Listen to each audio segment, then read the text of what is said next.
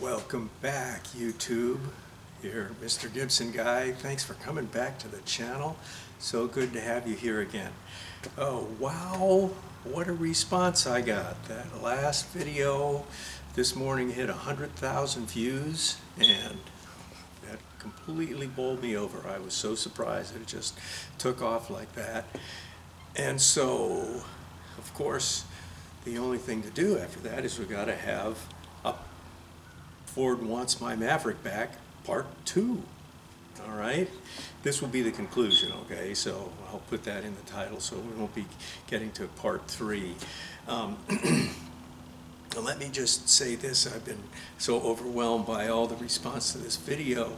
I want to pass on to you, all you viewers, in case you haven't been totally aware of this. The best way that you can support more interesting content on YouTube is to hit the like and subscribe buttons, especially that subscribe buttons.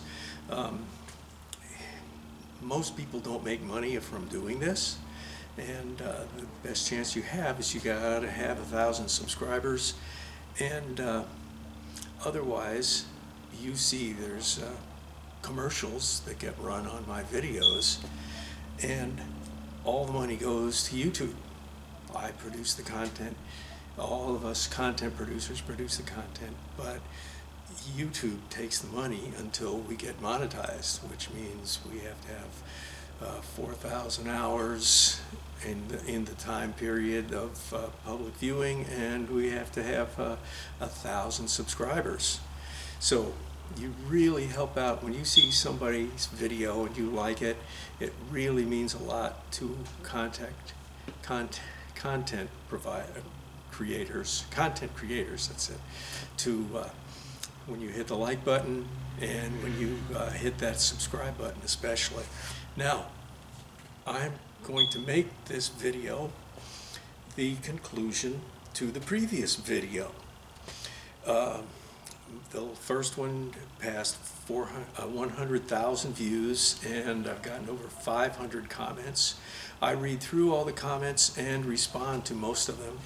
I have learned a lot from what commenters, viewers have to say about this. It's been very interesting, and I've come to recognize that we have a whole community of Ford Maverick enthusiasts that from all over the place all gather together. I had a really wild thing happen just after I put that first video up, the most recent video. I got a text message from Tom, a bass player that I used to play with in several different bands years ago, and he moved away and went to Virginia, and I moved away from South Florida and moved to Central Florida, and he texted me the other day and says, hey, I went to Ford and I ordered a Maverick, and then I went on YouTube to watch videos and learn about the car, the truck, and I got your video. How you doing? I haven't seen you in years. And you know, I still had the same phone number. He has the same phone numbers in our phones, so he just sent me text messages, and we got back together and we talked Mavericks. But I thought, wow, what a small world after not seeing this guy for like the last 5 years. And there he was because he saw the video on YouTube. So I've learned many things from reading the comments and from what we see on this in this community that we have.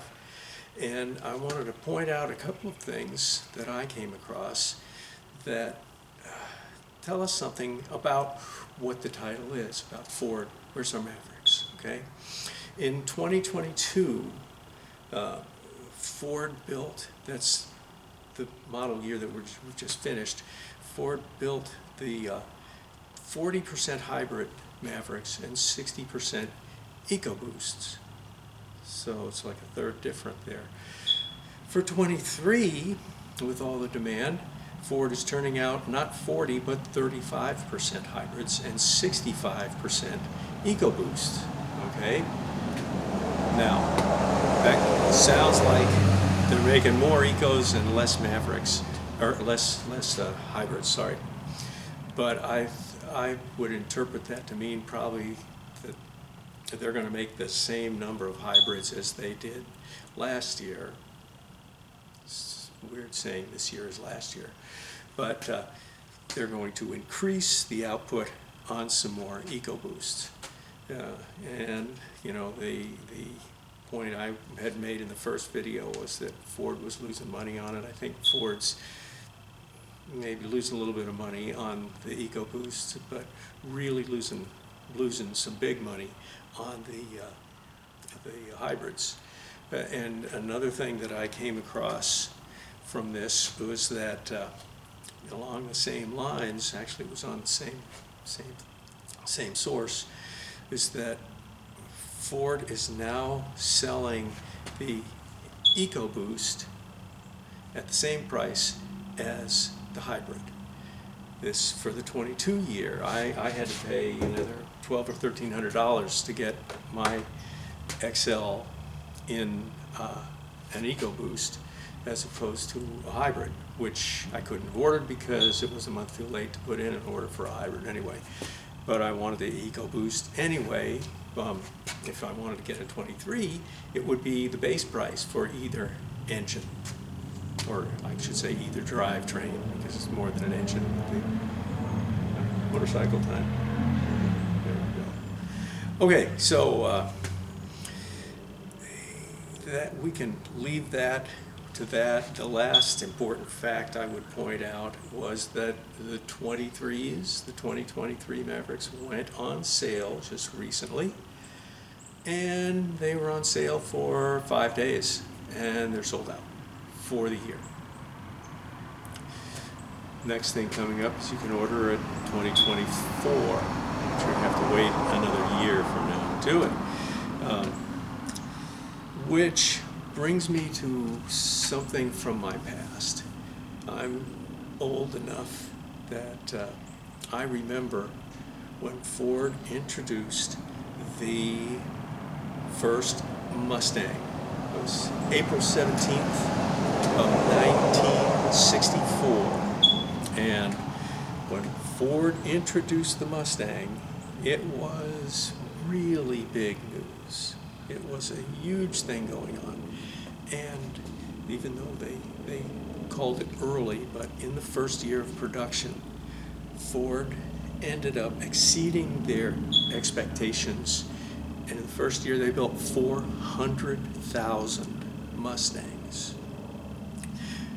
Wow. They're not doing that with Mavericks, are they? Well, I'll take it a step further. In March of 1966, which was 23 months later after the car was first introduced, Ford produced the 1 millionth Mustang. 1 million Mustangs in 23 months. And people will say, well, those didn't have the chips in them. You're right. I think there's more parts in today's Maverick, but also these are assembled by robots on an assembly line that's all run and controlled by computers, which does computer ordering and on-time delivery. As soon as they need parts, they're there, and they go right into the factory and go on them. In 1966 or 65, Ford was producing Mustangs by hand on a conveyor belt that moved the frames down the line.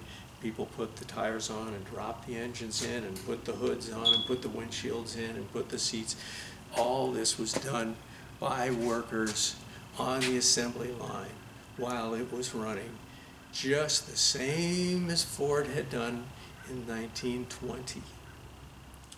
So when people say, oh, well, it's understandable nowadays, they can't build as many as they did in the old days. They didn't have computers ordering their parts. They had to call somebody up on the phone and write things down on notepads and do things by hand and go through multiple, anyway, It was a different time, and yet they managed to make $1 million in 23 months. And that's nothing like what we're getting in Mavericks. Now, I want to circle back here, as the terminology these days, now that we've looked at the Mustang compared to the Maverick and Ford's production. And I'm going to mention that a number of people in their comments had said something along the lines of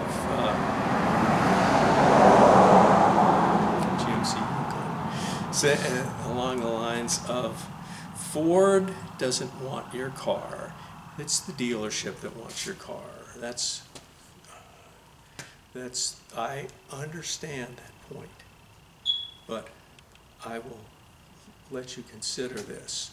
All right, there is Ford corporate office, there's Ford manufacturing plants all over the place, there's Ford distribution and parts, there's Ford finance, there's Ford service and parts dealers, and there's dealership Fords. There's all these different organs in this huge organism which we call FOMOCO, Ford Motor Company. Each one is a part of the bigger body.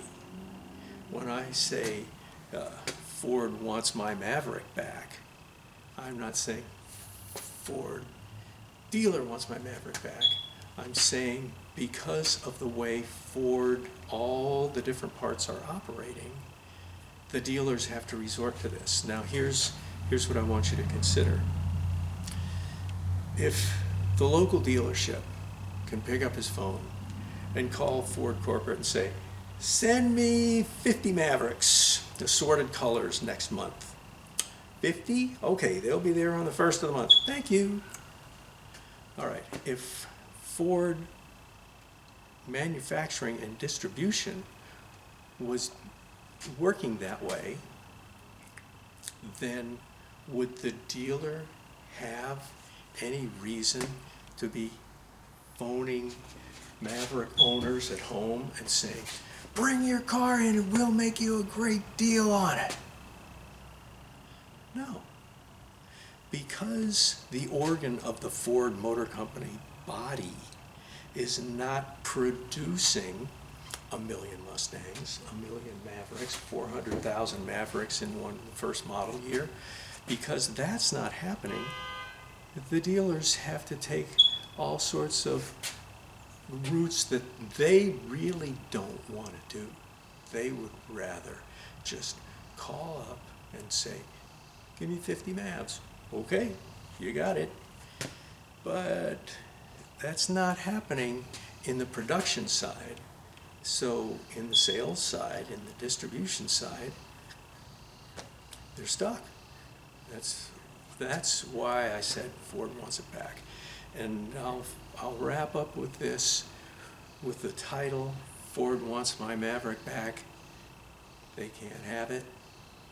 I think that the reason that this video took off so crazy like this, none of my videos ever made 100,000 views in a week and a half, but when the whole title strikes us, because here we are, all Maverick enthusiasts, wanting our Mavericks and not being able to get it. Because Ford's saying, you can have one, you can't have one, you can have one, you can't have one. And so there's some poetic justice when we say, oh, Ford, you want my Maverick back? You can't have one. And so that's it. So remember to click that like and subscribe, and thank you for watching this video. Leave me a comment down below, and I'll see you on the next one. Mr. Gibson Guy, out.